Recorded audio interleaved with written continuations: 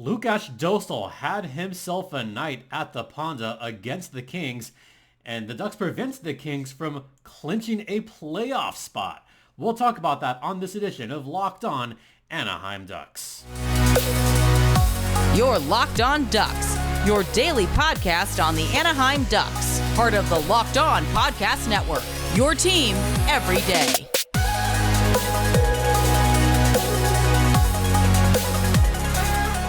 Welcome to Locked On Anaheim Ducks, part of the Locked On Podcast Network. I'm your host, Jason JD Hernandez. I've been covering hockey for well over a decade, and today's episode is brought to you by Gametime.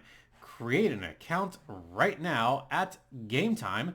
Download the app and use code LOCKEDONNHL for $20 off your first purchase at Gametime.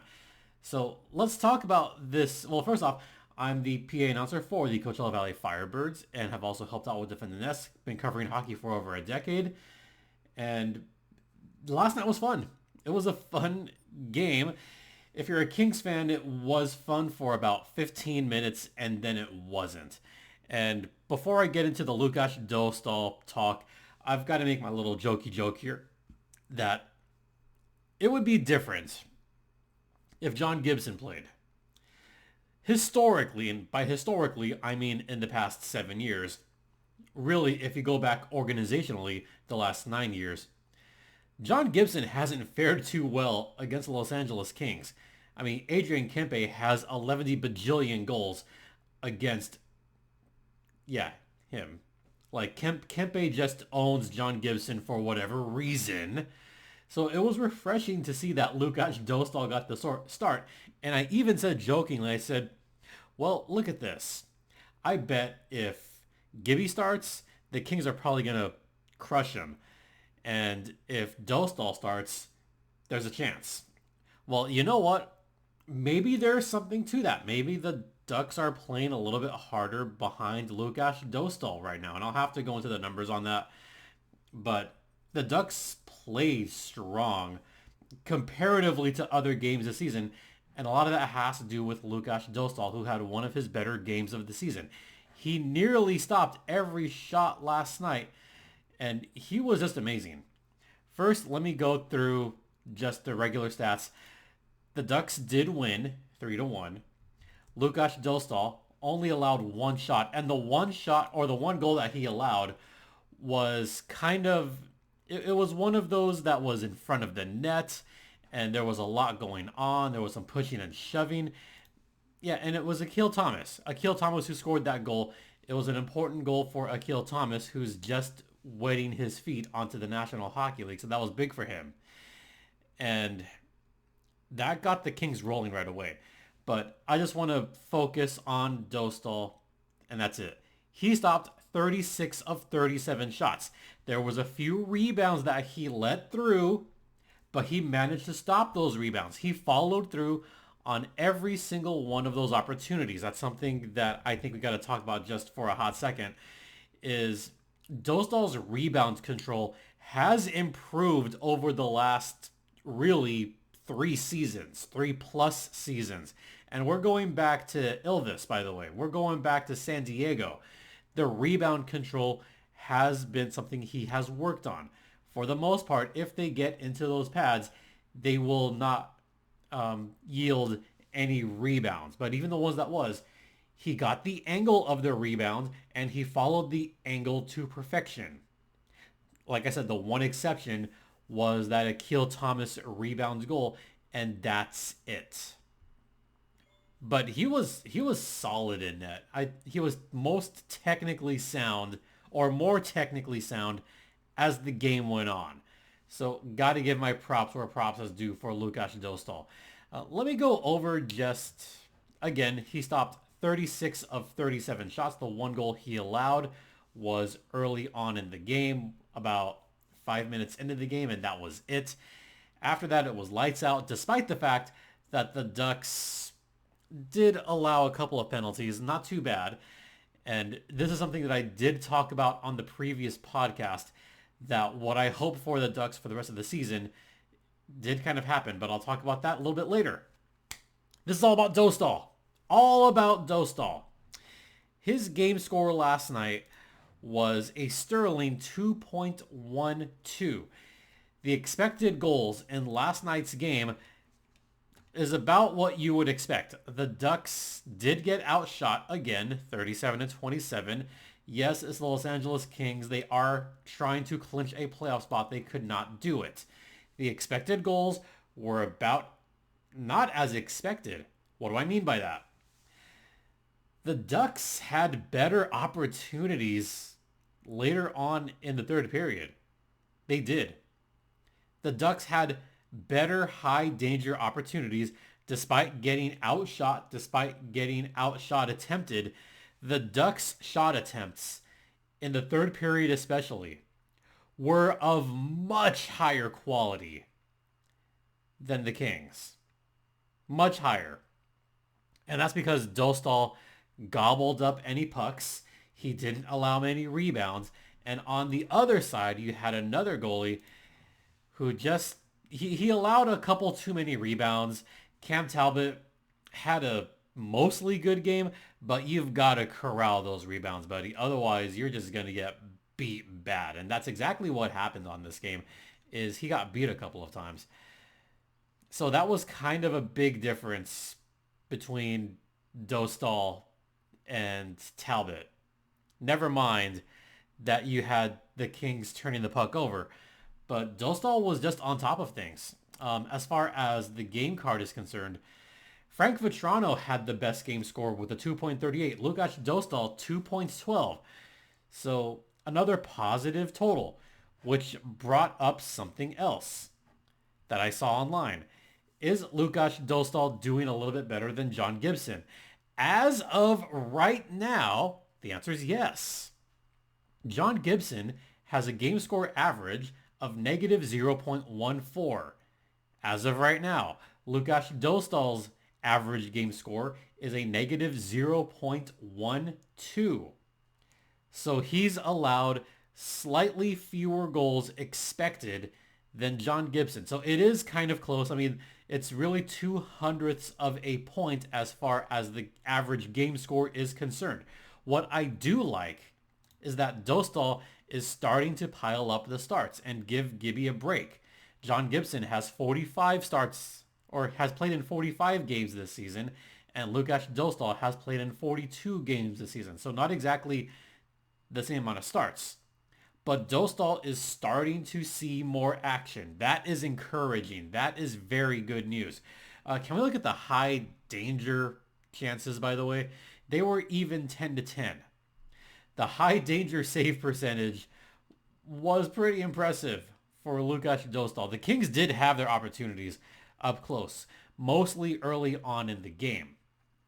But the high danger chances, I thought, were a little bit better quality on one side. Yeah, still a solid game by Lukas Dostal. And I do say that the bakery was closed. Well, everyone was talking about the Trevor Zegras goal, talking about Frank Vatrano, and I was like, no, we got to put some respect on Lukas Dostal. He is, for all intents and purposes, becoming a number one goalie.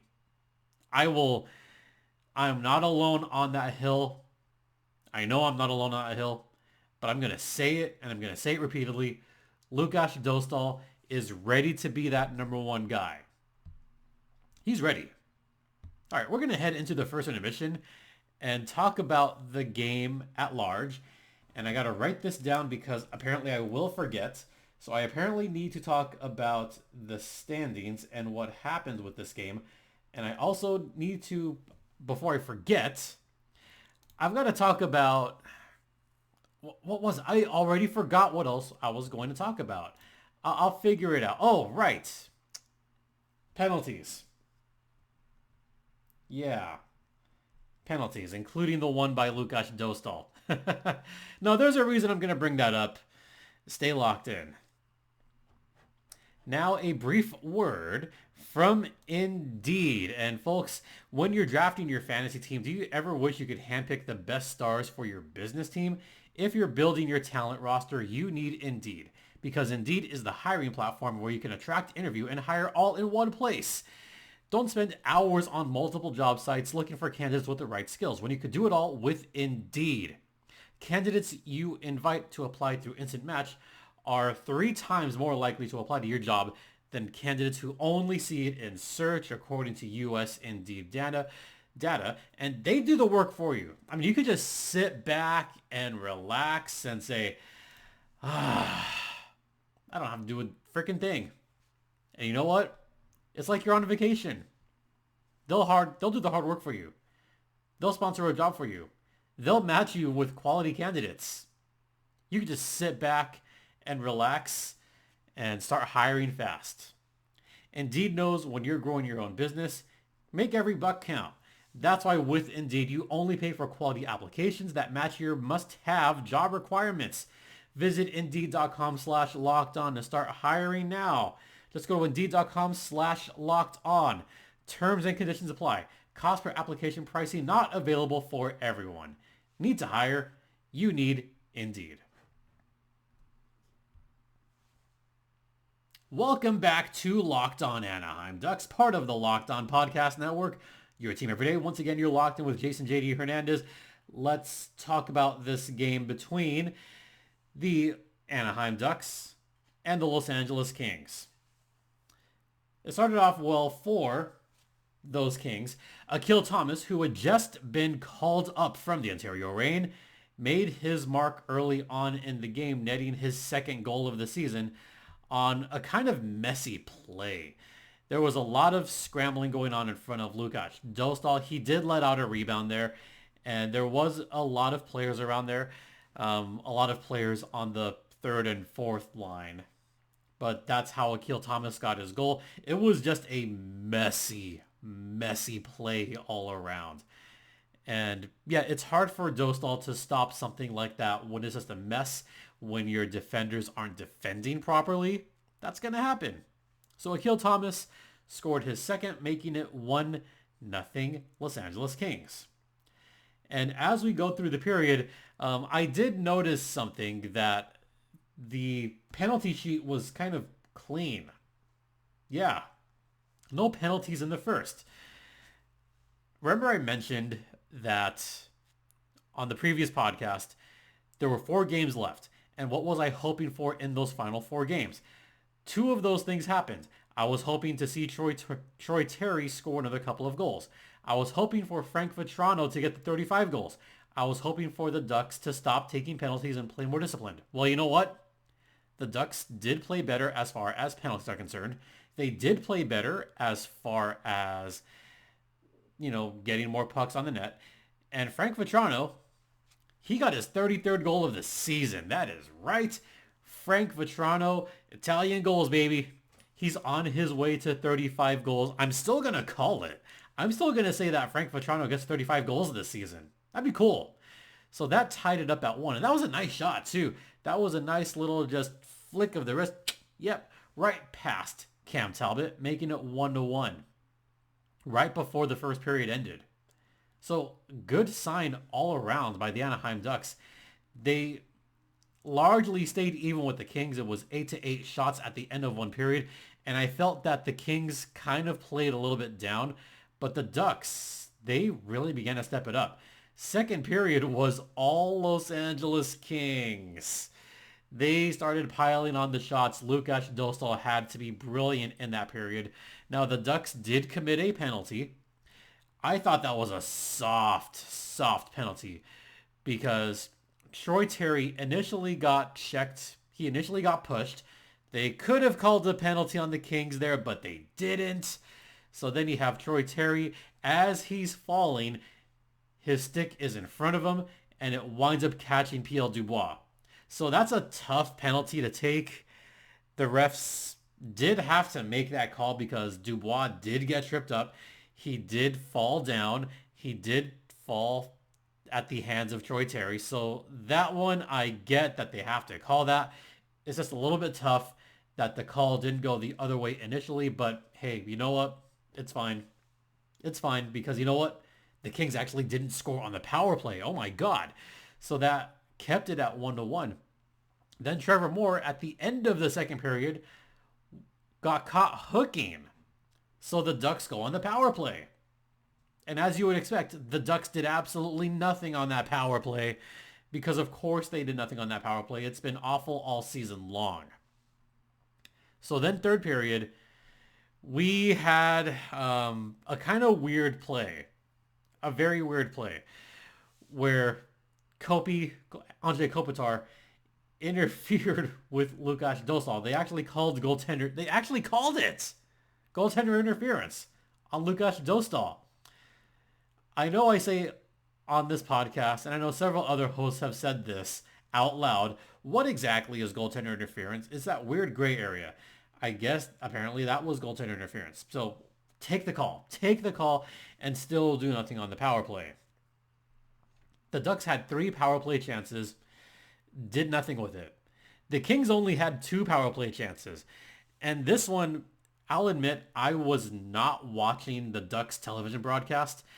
For part of the game, I was watching the Kings broadcast on Channel 9.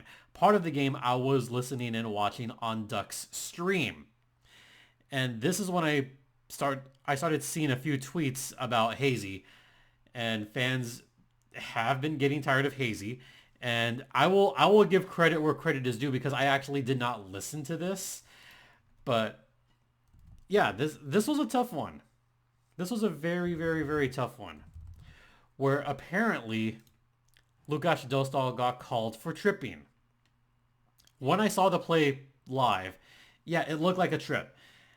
I mean, Lukas Dostal was out in front of the net, and he had to make that tripping call. He had to do that because there was kind of like a puck in front of him to his right. And if Lukas Dostal does not trip Philippe Danault, then Danault may have had a very juicy rebound opportunity in front of him. That probably would have been a goal. And Dostal made the right play by tripping him up and preventing a shot opportunity. So this is where I say, you know what? Not all penalties are drawn equally. You know, every penalty is different. Some are better than others. The Troy Terry penalty. Okay, that was a circumstance. The Dostal penalty. Those are the kind of penalties that you want to see. That I consider a good penalty, and I do not consider that a lack of discipline. I call that great awareness. I call that a smart penalty. I call that a heads-up play by Lukas Dostal, having the awareness to know that Danault is right there to his right, and Danault could have had an easy rebound opportunity. He could have had an easy goal right there, and Dostal stopped it. So you know what? Yeah, I'll give my applause to Dostal on that one. A good penalty.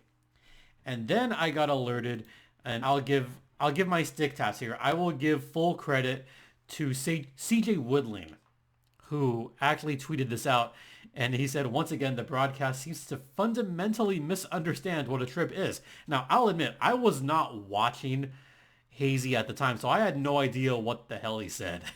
So, of course, I have to ask, like, if it was that bad. Because on Duck Stream, they said, oh yeah, it was a good, like, even they said, yeah, that's a penalty you got to take sometimes.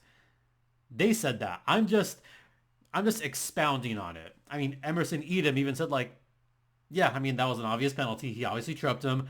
Danault may have had a clear path.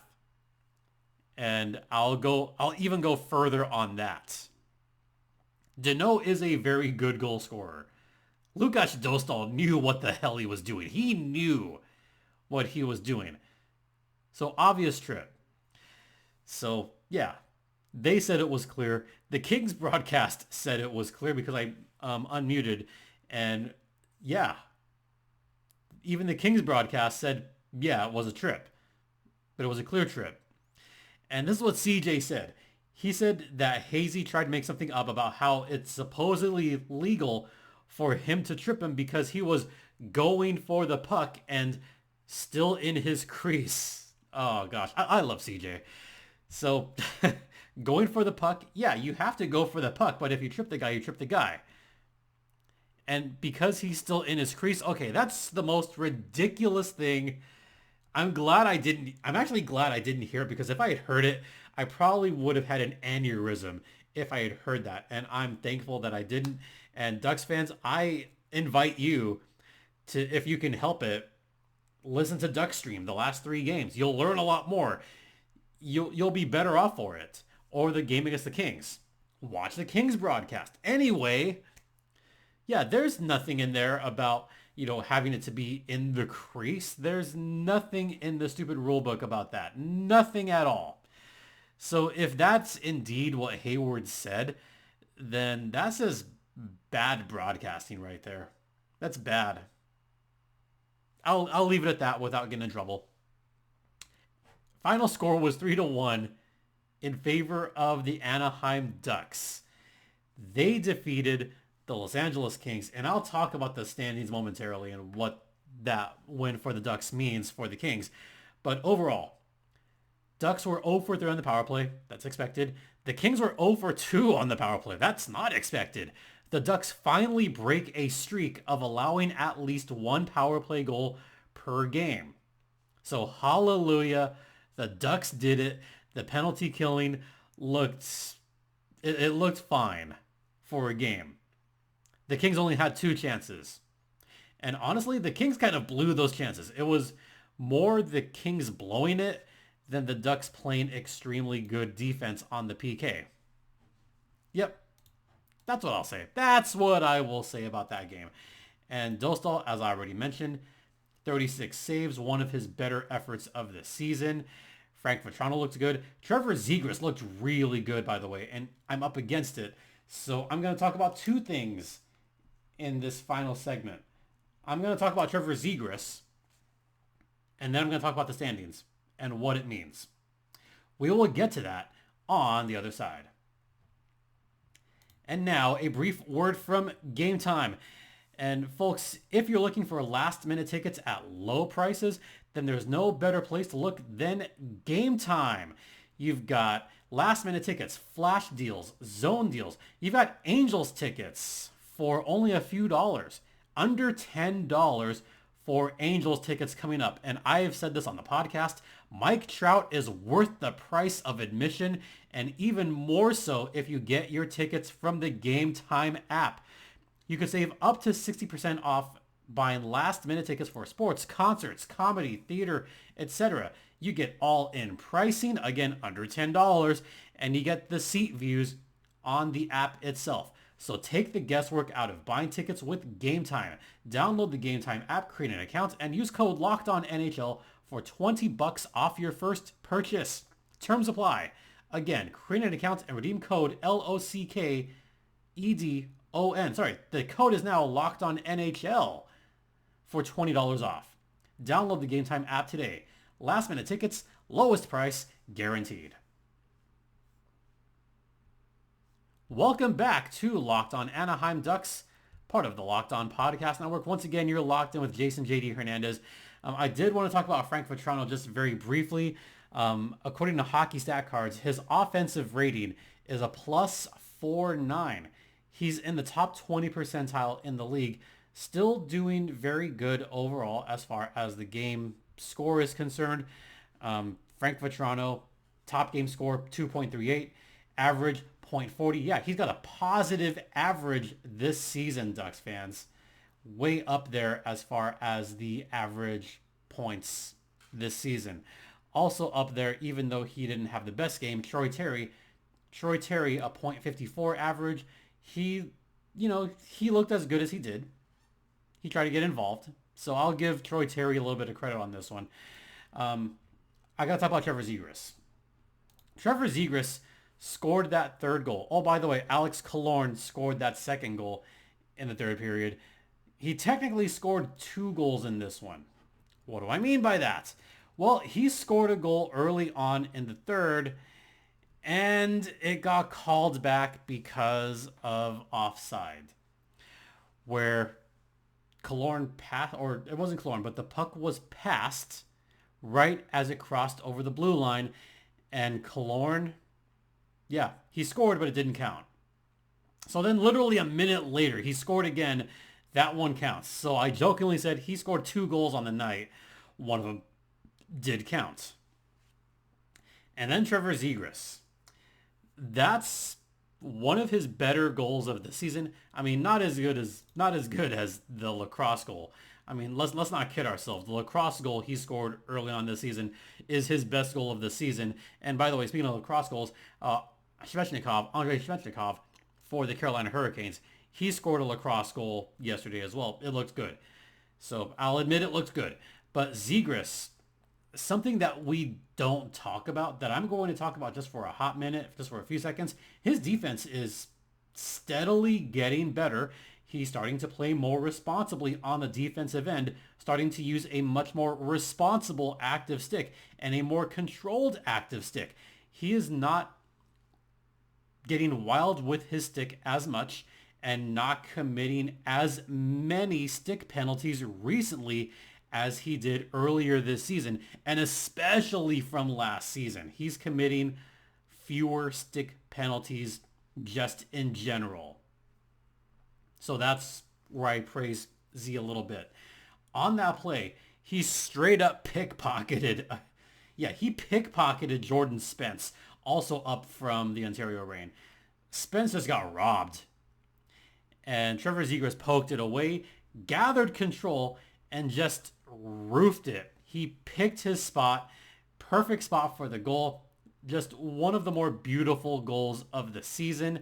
And I even said it.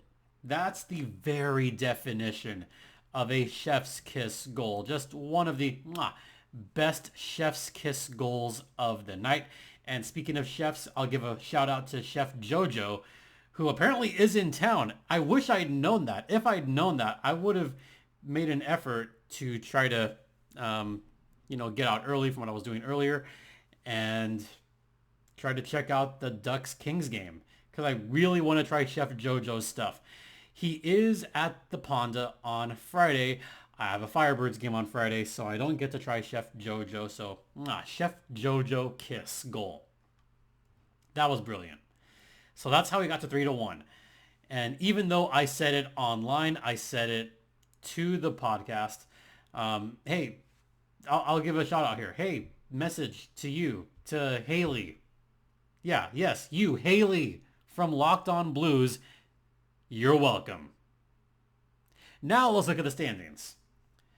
With that victory, the Ducks prevented the Los Angeles Kings from clinching a playoff spot. So it's not quite a done deal yet. As of right now, the Los Angeles Kings have 93 points with 4 games left. The Nashville Predators have 95 points. They clinched the spot. Vegas has 92 points with 5 left to play. St. Louis still in it with 87 points and 4 games left. So St. Louis pretty much has to win out their last 4 games. And I know the Blues fans are mightily cheering for the Ducks this weekend when the Ducks play the Kings again at Staples Center. I know they're going to be rooting hard. So if there's any Blues fans watching, come on. Start cheering for the Ducks, at least for that game. 3 games left. Ducks may as well win them all and screw with the opposition for the opposing teams trying to clinch a spot. The Kings haven't clinched yet. Vegas hasn't clinched yet. It is still up to you, St. Louis, though. You still got to win out. So that's a brief look at the standings. With that said, we're going to get out of here because I got to head over to Coachella Valley. So with that said, I just want to thank you all for listening. Thanks for watching. Don't forget, this podcast is free and available across all platforms, including Stitcher, Spotify, Odyssey, Apple Podcast, Google Podcast, ad-free on Amazon. We're also on YouTube, so hit the subscribe button now. You can follow me on Twitter at StimpyJD. The show's Twitter is at LO_Ducks. You can email me at lockedonanaheimducks@gmail.com. Once again, thank you all so much for your continued support. It is greatly appreciated. For Locked On Anaheim Ducks, I'm Jason JD Hernandez saying have a great rest of the afternoon. Please remember to be safe out there, be kind to one another, and Ducks fly together.